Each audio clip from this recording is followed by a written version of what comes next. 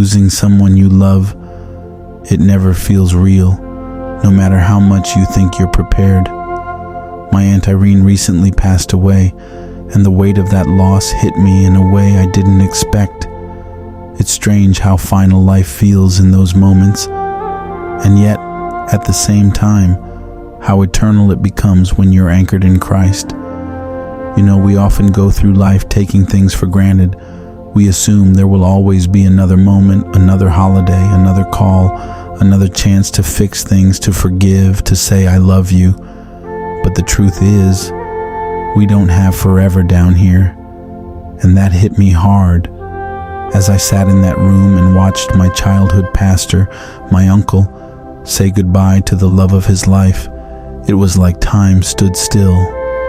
This was a man who had preached with strength, led with passion, walked with wisdom. But in that moment, he wasn't a pastor. He was just a husband who had lost his best friend, and he didn't try to hide it. His body spoke before his words ever could. The tears, the trembling, the way his chest seemed to cave in under the weight of it all. It was raw, it was real, and it was powerful. There was no shame in it. There was beauty in that brokenness, because it was love, the kind of love that doesn't care who's watching. And as I watched him, tears welled up in my own eyes, not just because I lost an aunt, but because I was witnessing something we don't see enough these days. Vulnerability from a man who wasn't afraid to feel. It made me reflect. How many times do we hold back our emotions because we think it's weak? How often do we let pride, bitterness, unforgiveness, and judgment get in the way of love? We carry around grudges like they make us strong, but the strongest thing you can do sometimes is just say, I miss you, I love you, I'm sorry. Let me say this loud and clear. Don't wait. Don't wait until the funeral to have the reunion. Don't wait until someone is in a casket to wish you had said more. Tell them now. Hug them tighter today. Say, I love you more often. Text that person you've been meaning to forgive. Call the family member you've drifted from, because tomorrow is not promised, and what you're holding on to, that pride, that grudge, it's not worth the wait. Life's too short to stay silent when your heart is full of love you're afraid to show.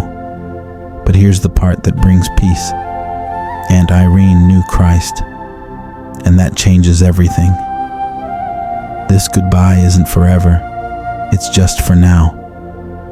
There's hope in the pain, because we don't grieve like the world grieves. We have a promise, a reunion that isn't based on memory but eternity.